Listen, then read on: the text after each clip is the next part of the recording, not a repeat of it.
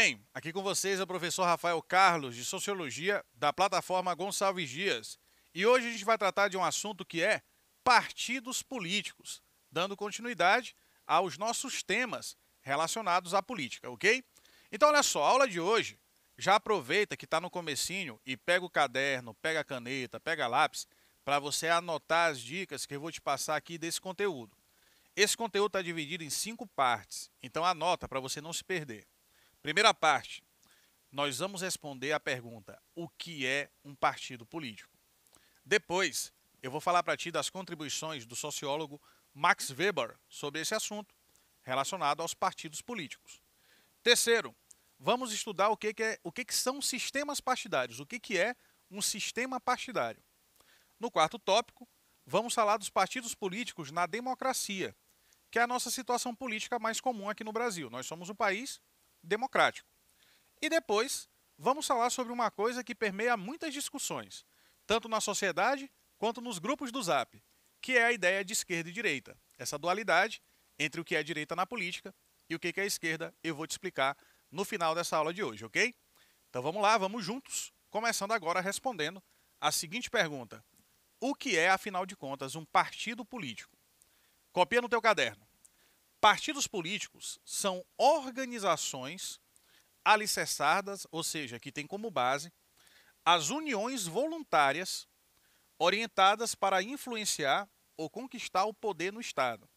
Primeira coisa, a pessoa entra num partido político não porque ela é obrigada, mas porque ela tem ali a vontade de se candidatar ou de integrar uma ideologia que ela concorde, ou que pelo menos ela tenha alguma afinidade. Por isso que a gente diz que é o quê? Que é uma coisa voluntária. O que é uma coisa voluntária? Parte da vontade do indivíduo. Sociologicamente falando, partidos são estruturas fundadas na ideologia da representação política.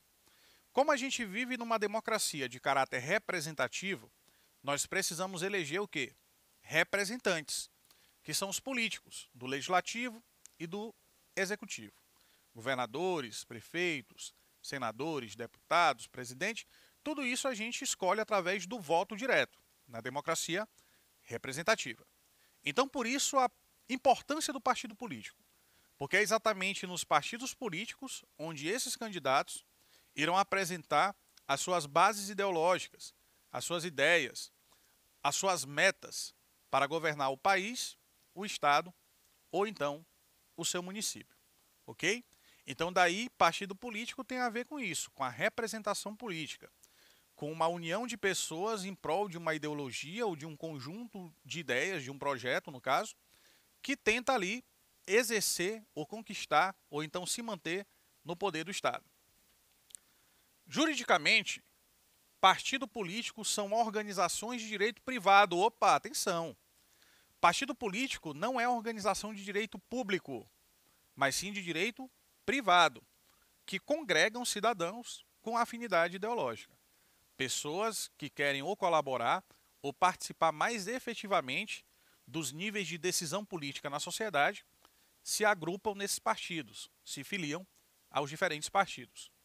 Socialmente, os partidos são forças políticas que contestam ou então sustentam, aí depende se é um partido de oposição ou de situação, né, no caso que apoia o governo estabelecido, os governos, e que estão em permanente tensão na luta pelo poder institucionalizado. Então, sempre que tem eleição, você tem os partidos ali apresentando seus candidatos, se coligando, para tentar ali eleger o maior número de representantes nas casas de governo, tanto do poder legislativo quanto do poder executivo. Dito isso, agora a gente sabe o que é um partido político, vamos tratar agora das contribuições da sociologia de Max Weber, o que Weber tem a dizer sobre os partidos políticos. Max Weber definiu de forma muito breve, muito sucinta, o que é um partido político. O partido político para Weber é uma associação que visa um fim deliberado. Vamos traduzir? Um partido político é uma união de pessoas, uma associação, que tem como objetivo conquistar uma finalidade.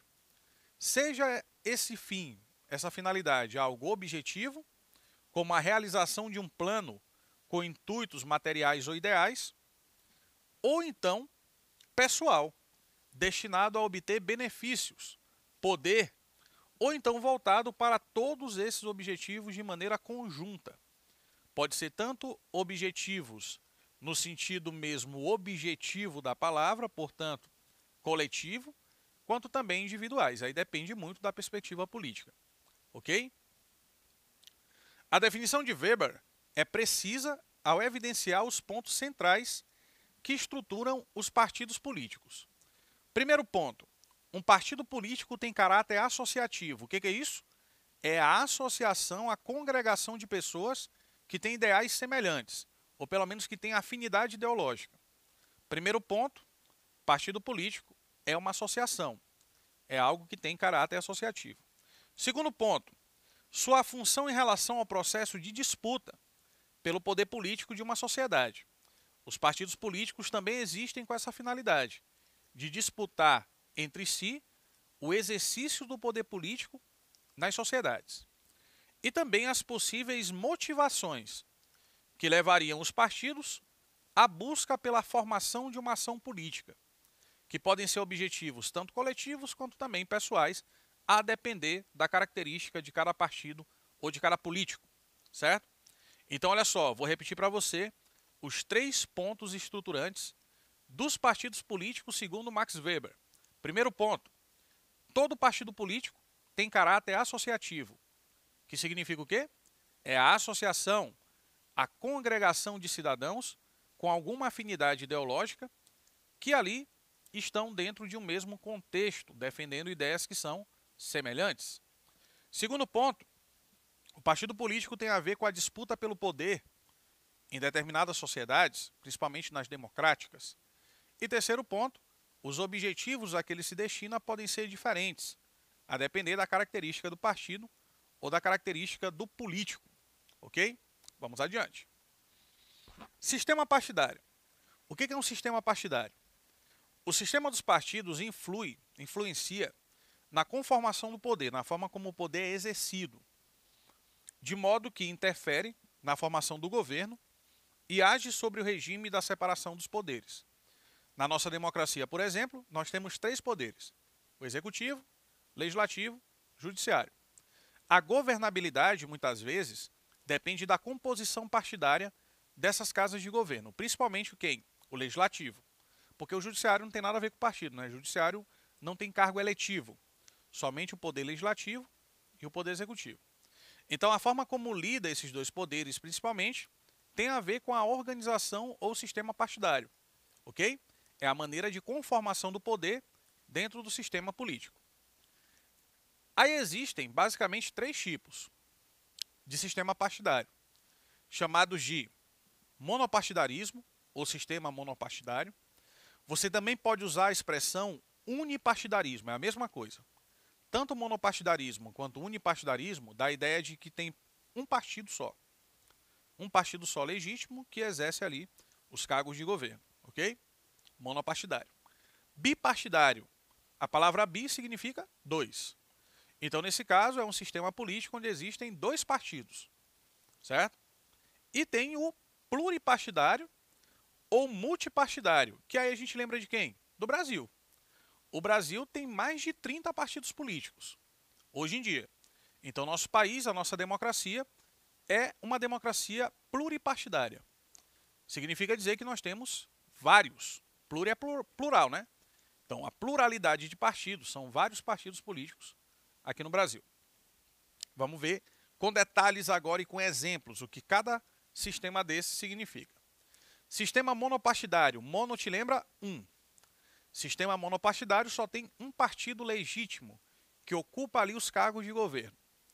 O poder está concentrado em um partido só, no comitê dirigente desse partido ou em seu secretário-geral. Por exemplo, a China, desde 1949, é governada pelo Partido Comunista da China, ou Partido Comunista Chinês. É o único partido que existe lá. Portanto, não existe legitimamente um partido de oposição. Você só tem um partido político e os cargos de governo são exercidos só por esse partido. Você tem um sistema que, portanto, é monopartidário. Bipartidário. Ocorre quando atuam apenas 2 partidos, de maneira legítima. O bipartidarismo pode ser de dois tipos. Ele pode ser real, quando existem apenas dois partidos que hegemonizam as disputas eleitorais, e aí você lembra de quem? Estados Unidos, onde até tem outros partidos, mas geralmente as disputas eleitorais ficam entre quem? Democratas e republicanos. São os dois partidos ali mais fortes, os outros são muito menores, praticamente não tem representatividade. Então, mesmo que existam outros partidos, a eleição basicamente fica entre esses dois, democratas e republicanos.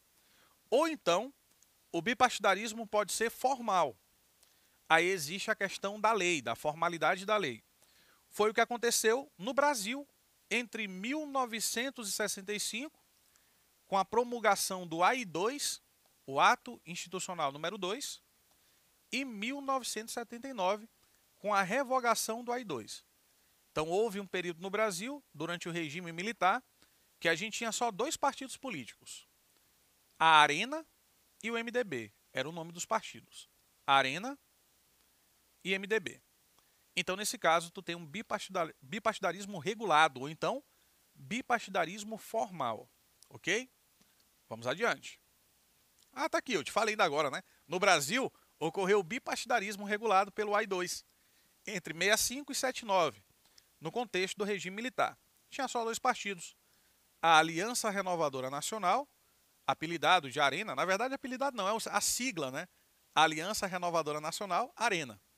E o MDB, Movimento Democrático Brasileiro, que inclusive é um partido que existe até hoje, o MDB. Sistema multipartidário ou pluripartidário. A gente lembra do Brasil atual, certo? Ocorre esse sistema quando vários partidos disputam as esferas governamentais, como ocorre e vem ocorrendo no Brasil desde pelo menos a década de 80, no nosso processo de redemocratização do país. Então, hoje no Brasil nós somos o sistema partidário o quê? Multipartidário ou pluripartidário, que é a mesma coisa. Existem vários partidos políticos no Brasil. Atualmente, para você ter uma noção, o Brasil possui mais de 30 partidos políticos, com registro válido no TSE, que é o Tribunal Superior Eleitoral. Então, se tem mais de 30, são vários. Então, é multipartidário ou pluripartidário. Ok? Vamos seguir, então. No Brasil, de acordo com a Lei dos Partidos Políticos, existe uma lei chamada assim, tá? Lei dos Partidos Políticos, que é a lei número 9.096, do ano de 95. Na época, quem era presidente do Brasil era o Fernando Henrique Cardoso, durante essa lei aí, né, quando começou a existir a lei. A criação deles, a criação dos partidos políticos, é destinada a garantir a democracia e o sistema representativo, através da eleição de representantes que devem trabalhar durante seus mandatos para assegurar os interesses e os direitos dos cidadãos brasileiros. Então, a lei dos partidos políticos vai dizer isso, que a existência dos partidos políticos, que a criação dos partidos políticos é destinada a quê? Garantir a democracia e o sistema representativo. Ok? Essa é a finalidade dos partidos políticos segundo a Lei 9.096/95. E na democracia, como é que funciona a questão partidária? Como é que são os partidos na democracia? Os partidos, em um contexto democrático como é o nosso atual, são importantes ferramentas para identificar o que pode se esperar de um candidato ou de um governo.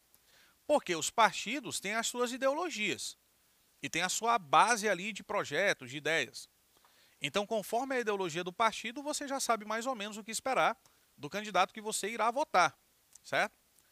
Nem todos têm conhecimento ou têm tempo suficiente necessário para realizar as pesquisas sobre os candidatos e construir uma opinião acurada, ou seja, uma opinião crítica sobre o comportamento de um político eleito. Então, muitas vezes as pessoas vão pelo partido.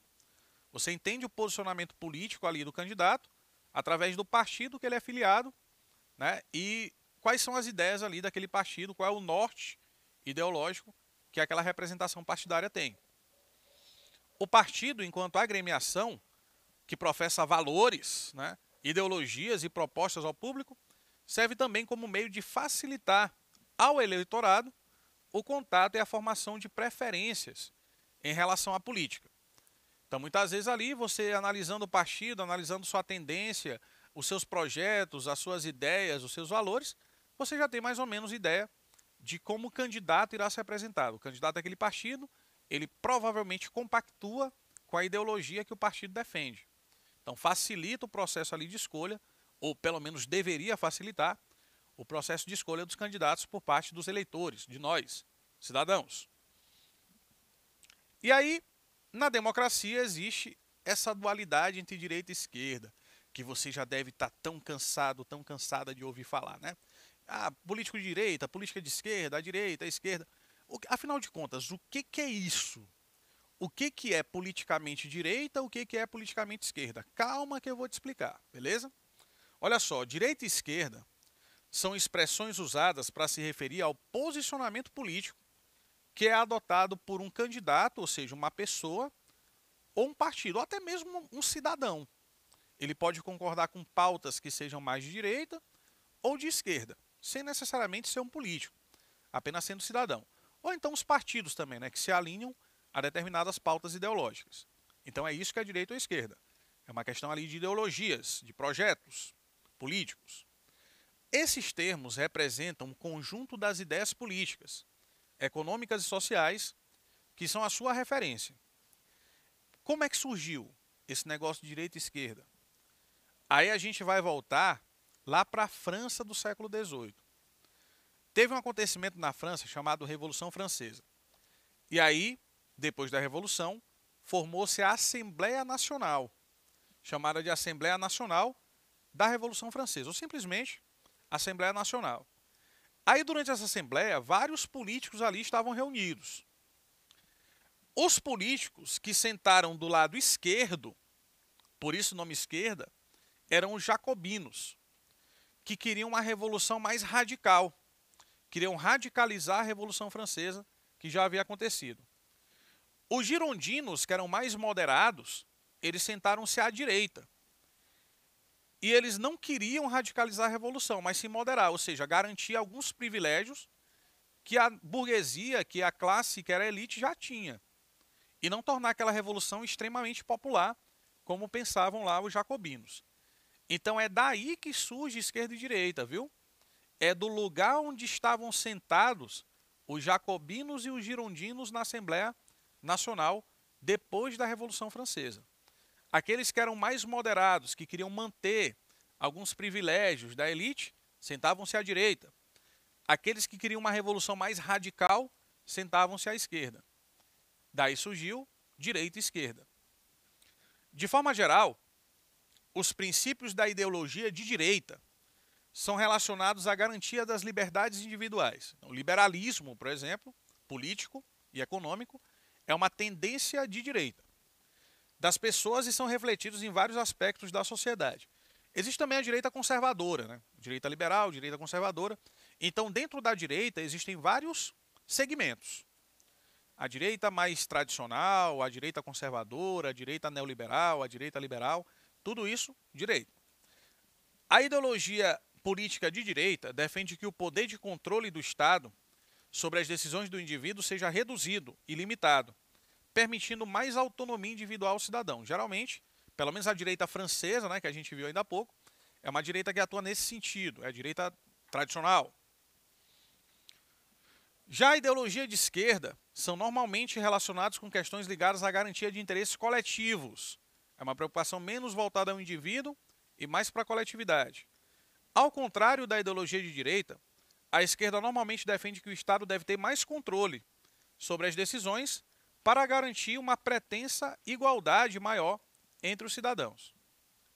E com essas ideias de esquerda e direita, a gente encerra mais uma aula de sociologia.